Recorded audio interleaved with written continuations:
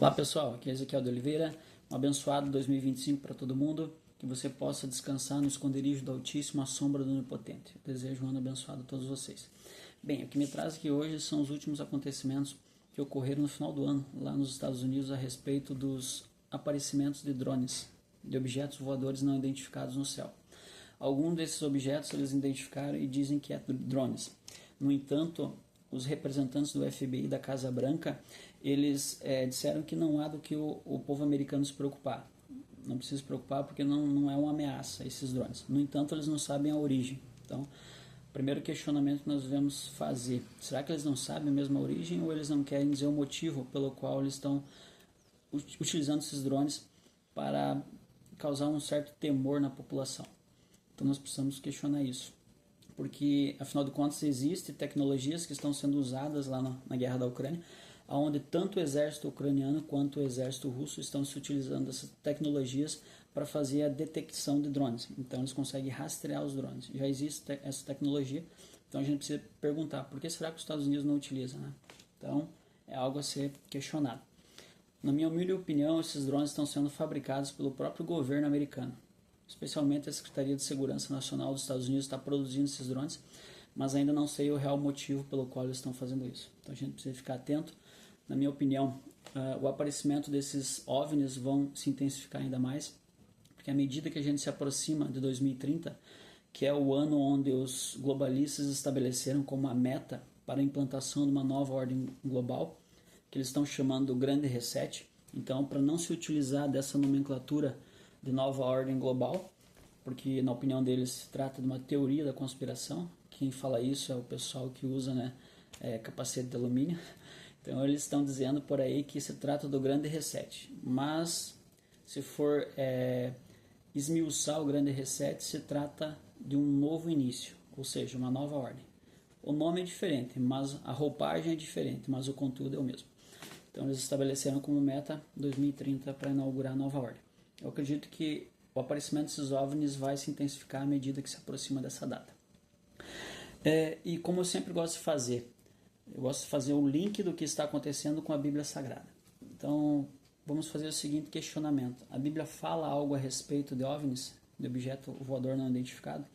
A Bíblia fala a respeito da existência de alienígenas ou não? E o que a Bíblia fala a respeito de abdução de seres humanos? Isso é real? Pode acontecer ou não? Bem, com relação ao primeiro questionamento, pessoal, quanto à existência de OVNIs, a Bíblia não relata nada a respeito disso. Então não há nenhuma menção. Apenas uma visão que o profeta Ezequiel teve há milhares de anos atrás. Ele teve uma visão de objetos nos céus onde Deus mostrava para ele, alguns objetos, mas nada tem a ver com os OVNIs de hoje em dia que estão aparecendo lá nos Estados Unidos. Não tem nenhuma correlação uma coisa com a outra. Com relação a alienígenas, a Bíblia Sagrada fala alguma coisa a respeito? Também não. A Bíblia fala a respeito de Deus, seu Filho Jesus, o Espírito Santo, e os anjos, arcanjos, querubins e serafins, que atuam no céu e também têm atuação na terra. Tá? Do lado do bem. Do lado do mal, como quase toda a maioria das pessoas sabe, a existência de Satanás e seus demônios. Então a Bíblia deixa clara que existe uma hierarquia no inferno, e o apóstolo Paulo chama de potestades, principados e orlas da maldade, que atuam nas regiões das trevas e atuam indiretamente também no mundo, influenciando as pessoas para o mal. Então a Bíblia relata a existência dessas duas potências que estão em constante conflito. Não fala nada a respeito de alienígenas. E agora a última pergunta, a Bíblia fala algo a respeito de abdução de seres humanos? Sim. A Bíblia fala algo parecido com isso, que vai acontecer no fim dos tempos, à medida que se aproxima o fim dos tempos, em que haverá o Apocalipse e o retorno de Cristo para a Terra. Sim, a Bíblia fala isso. Então eu gostaria de te chamar para você acompanhar comigo aonde que diz isso na Bíblia Sagrada. 1 Coríntios capítulo 15, versículos 52 ao 53 e também em 1 Tessalonicenses capítulo 4, versículo 16 ao 17. Vamos primeiro em 1 Coríntios, assim. No momento, num abrir e fechar de olhos, ao ressoar da última trombeta, trombeta de Deus, a trombeta soará onde? Nos céus. E os mortos ressuscitarão incorruptíveis, e nós os que estivermos vivos seremos transformados.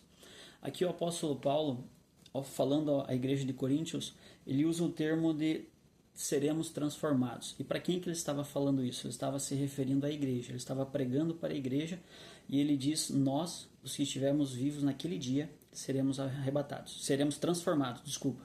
Esse primeiro termo que ele utiliza é transformados. Por que é necessário essa transformação? Ele explica. Porque é necessário que este corpo corruptível se revista da incorruptibilidade e que o corpo mortal se revista da imortalidade. 1 Coríntios, capítulo 15, versículo 50 também fala. Carne e sangue não podem herdar o reino de Deus, nem a corrupção herdar a incorrupção. Aqui, pessoal, então a Bíblia ela deixa bem claro, através do apóstolo Paulo, que para que a pessoa possa, então, adentrar os céus, nesse evento em que a Bíblia está chamando aqui da transformação, o que vai acontecer, pessoal? Em resumo, antes do início do fim dos tempos, antes do início do governo do anticristo, Deus ele vai transportar a sua igreja, o povo cristão, para os céus. Isso parece loucura, parece algo impossível de acontecer, mas é o que a Bíblia está afirmando. Ela afirma que no final dos tempos, Deus vai transformar essas pessoas. Quem? Os cristãos.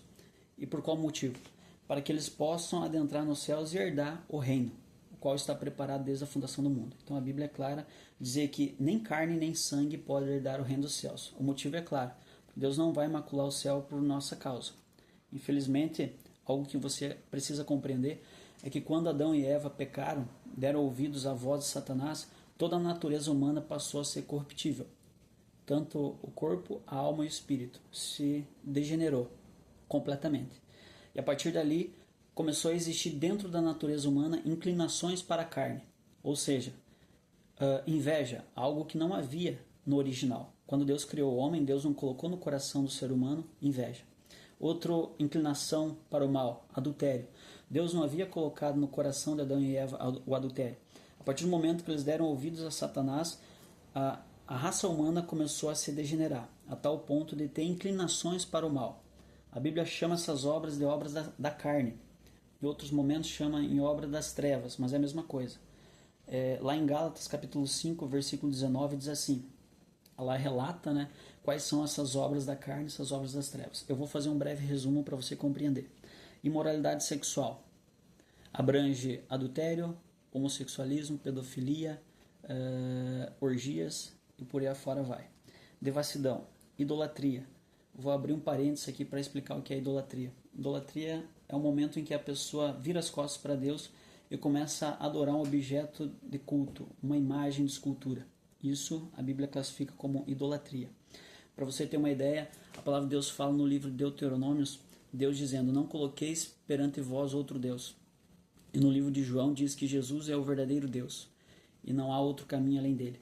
Então no momento em que a pessoa vira as costas para Jesus e adora, por exemplo, o Alá, ou adora, por exemplo, o Buda, ou adora, por exemplo, o Santo Expedito, a pessoa está praticando o pecado da idolatria, que é algo atrelado à carne humana, que é algo atrelado à degeneração humana, por conta de que ela não consegue mais crer num Deus invisível, então ela precisa crer em algo palpável, em algo visível.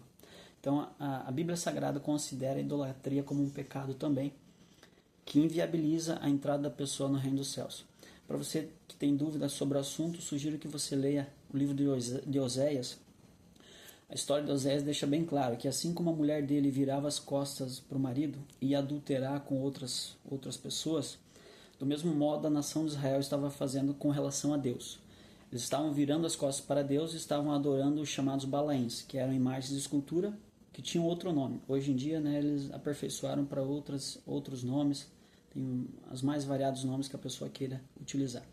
Mas enfim, Deus considera como um adultério espiritual. Então por isso que ele deixou o livro de Oséias, para que a gente possa meditar e aprender mais a respeito daquilo que Deus considera. Deus considera, pessoal, que nós não somos obrigados a seguir a Ele. Né? Assim como um exemplo, eu uso da esposa. A esposa não é obrigada a casar com o marido dela, mas a partir do momento que ela casa, ela precisa ter um dever moral em ser fiel ao marido. Da mesma forma, Deus não obriga você a adorar Ele. Mas se você quer ir para o céu e você quer ter uma relação com Deus, você precisa ser fiel somente a Ele. Porque se você se prostrar diante de qualquer outro Deus, porque aquilo que você adora, você faz objeto de adoração, é o seu Deus. Lá na Índia, eles adoram a vaca, então a vaca é o Deus deles, né? Em outros países, eles adoram o tal do Buda, então o Buda é o Deus deles. Então aquilo que você adora, o objeto que você adora, se torna o teu Deus. Então a pergunta que deve ser feita: a quem você tem adorado? A Jesus Cristo, o verdadeiro e único Filho de Deus, ou você tem adorado a deuses estranhos? Então o pecado da idolatria também é um pecado, uma obra da carne, é a obra das trevas e que acaba condenando a pessoa diante de Deus. Prosseguindo, feitiçaria. Feitiçaria, para quem não sabe, é aquelas pessoas que procuram na bruxaria, na magia negra, auxílio, ajuda. Aquela falsa promessa, né? Você que quer namorar, consigo a pessoa amada em uma semana. Aí a pessoa vai lá, traz uma vidente, né? Paga a consulta para a vidente invoca lá os santos, e aí acaba, em muitos casos, acaba trazendo a resposta, mas a pessoa acaba, né, conseguindo o amor que ela tanto desejava. Mas muitas das vezes aquela pessoa era casada e o casamento acaba sendo destruído, né? Acaba trazendo sofrimento para a esposa que foi traída, acaba trazendo sofrimento para os filhos, porque aquele casamento foi destruído para que o homem pudesse, né, se tornar a esposa da amante, como exemplo, né? Então a Bíblia Sagrada fala que nessas feitiçarias quem trabalha é o espírito de engano, são espíritos enganadores, ou os próprios demônios. Então eles chamam de santos, mas são demônios. Em resumo, são demônios. Porque Deus jamais vai quebrar um casamento, vai tirar o marido de alguém para dar para um amante. Tá entendendo? Os demônios fazem isso, porque eles não prezam pelo casamento. Agora Deus não. O Espírito Santo não está nisso. Então essas promessas, traga o teu marido de volta em uma semana, ou traga o teu amor em uma semana, aí é necessário destruir um casamento. Quem faz esse tipo de trabalho são os demônios. Prosseguindo, inimizades, porfias, ciúmes e invejas, e obras semelhantes a essas, acerca das quais vos declaro que aqueles que praticam tais obras não herdarão o reino dos céus. Então, como eu havia dito, inveja, adultério, todas essas obras são obras que passou a fazer parte do gênero humano a partir da queda, lá no Jardim do Éden. Então Deus teve um plano da salvação. Ele enviou o seu único filho para que aquele que crê em Jesus seja salvo. Então, todo aquele que nele crê não será confundido, mas será salvo. Quando você decide buscar Jesus como teu suficiente Salvador, você começa a receber do Espírito Santo. Quanto mais você busca Deus na igreja, quanto mais você ora, quanto mais você ouve a ministração da Bíblia, da palavra e pratica, quanto mais você louva a Deus cantando hino, mais você recebe do Espírito Santo. Então, quando você decide seguir Jesus e receber do Espírito Santo, você começa a ser regenerado no Espírito. Então, o apóstolo Paulo falou que na regeneração do homem interior. Então, começa uma transformação de dentro para fora. O Espírito começa a ser moldado, começa a ser criada uma nova mentalidade dentro da pessoa, e aí, então, essa pessoa está apta para ser transformada no dia do retorno de Cristo para a Terra. Então, nós acabamos de ler ali que nesse evento em que o apóstolo Paulo chama da transformação, porque é necessário que esse corpo corrupto se revista da incorruptibilidade e que esse corpo mortal se revista da imortalidade. Então o apóstolo Paulo estava se referindo que somente aqueles que já foram regenerados no Espírito, ou seja, aqueles que são cristãos genuínos, é que terão o privilégio de ter a glória eterna junto com Jesus. Somente esses vão poder ser transformados e poder adentrar os céus. As demais pessoas que não foram regeneradas no Espírito, que ainda estão degeneradas na alma, no Espírito e na carne, essas pessoas não poderão receber essa transformação. Então continuarão na terra, serão deixados para trás. Prosseguindo. 1 Tessalonicenses capítulo 4, versículo 16 ao 17 diz assim: Porque o mesmo Senhor descerá do céu com alarido e com voz de arcanjo e com trombeta de Deus, e aqueles que morreram em Cristo ressuscitarão primeiro. Depois nós, os que estivermos vivos, seremos arrebatados, juntamente com ele nos céus, a encontrar o Senhor Jesus nos ares, e assim estaremos para sempre com ele. Aqui o apóstolo Paulo ele usa o termo da palavra arrebatados. O que significa arrebatados? Significa, no original grego, harpazo, que quer dizer sequestro, rapto. Naquele dia, que será o maior evento da história da humanidade, em que estará dando amostras que nós estamos se aproximando do fim dos tempos. Naquele dia, o Senhor Deus vai tirar o seu povo, a sua igreja, nesse evento chamado arrebatamento da igreja cristã. Pouco antes de iniciar o pior período, o período mais terrível, mais cruel da história da humanidade, que a Bíblia classifica como os 7 anos da grande tribulação, ou Apocalipse, o início do governo, que vai coincidir com o início do governo do Anticristo e do grande reset. Então, um pouco antes de iniciar essa grande tribulação, Deus vai tirar os cristãos da terra. Assim como o pai poupa o filho a quem ele ama, assim Deus vai poupar a sua igreja da grande e do terrível dia da grande tribulação. Então aqui a Bíblia é clara ao dizer que somente os cristãos serão arrebatados aos céus. Então quem vai fazer essa abdução? O próprio Deus. Com quem? Com todo mundo? Não, só com os cristãos. E por qual finalidade? Primeiro de tudo, para tirar os cristãos da terra, para eles não sofrerem a pior desgraça, a pior tragédia, o pior momento da história da humanidade, que é os 7 anos da grande tribulação. Então Deus vai retirar o seu povo da terra antes que ele julgue os pecadores. Então o dia que acontecer isso, pessoal, eu rogo a Deus que você esteja preparado para subir. Mas se porventura você não estiver preparado para subir e ficar, eu rogo a Deus que você tenha fé e determinação para negar a marca da besta e fugir. Fugir e sair desse sistema para não ser destruído junto com ele. Porque a palavra de Deus é clara ao dizer que no retorno de Cristo para a terra, Jesus vai acertar as contas com Satanás, com o anticristo, e que todos aqueles que tiverem aceito a marca da besta e tiverem aceitado esse regime das trevas, que irá predominar sobre a face da terra durante esses 7 anos. Então aqui eu deixo essa mensagem para vocês, pessoal, para dizer que elencar os tópicos do início, né, da mensagem. Existem alienígenas? Não. Na Bíblia não. Existem OVNIs na Bíblia? Relatos de OVNIs também não. Existem relatos de abdução de seres humanos? Sim. A Bíblia é clara a dizer que sim, um dia haverá abdução. Mas que o apóstolo Paulo usou outro termo, ele usou o termo arrebatamento da igreja cristã, que vai ser o maior evento da história da humanidade, onde vai deixar claro para aqueles que ficaram que estamos sim no fim dos tempos. Qual a narrativa, pessoal, que as pessoas do mundo vão trazer com relação a esse evento, o arrebatamento? Satanás ele não vai deixar que as pessoas reconheçam que aconteceu o arrebatamento. Então o diabo vai usar o anticristo, o líder político global que vai surgir em breve, após o início do grande reset. Satanás vai usar ele com o seguinte discurso. Ele vai dizer, os cristãos foram abduzidos por alienígenas porque eles não respeitavam as regras, eles eram rebeldes, eram discriminatórios, eram preconceituosos, usavam discurso de ódio, eram intolerantes, os cristãos eram extremistas religiosos, então eles foram punidos, por isso que eles foram tirados da terra. Satanás vai usar esse discurso através da boca do anticristo para enganar as pessoas que ficaram. Porque afinal de contas, se Satanás deixar que o anticristo reconheça que ocorreu o arrebatamento da igreja cristã, as pessoas vão crer na Bíblia Sagrada e as pessoas vão se converter a Jesus. E o diabo não quer isso. O diabo ele não quer ir sozinho para o inferno. Ele já está condenado. Então ele vai tentar usar de engano para levar as massas, as nações, junto com ele ao fogo do inferno. Então ele vai se utilizar dessa narrativa de OVNIs, de alienígenas, para contrapor a verdade bíblica. Então, na minha humilde opinião, esses aparecimentos de OVNIs são pessoas influenciadas pelo próprio Satanás para criar essa narrativa, para quando acontecer o arrebatamento da igreja cristã, eles vão usar esse discurso para apaziguar os ânimos, porque afinal de contas o mundo estará em perplexidade, com o sumiço de milhões de pessoas. Ah, e detalhe, Jesus disse, ai das que estiverem grávidas naquele dia. Por que ele falou isso? Porque Jesus vai levar as crianças também, não apenas a igreja cristã.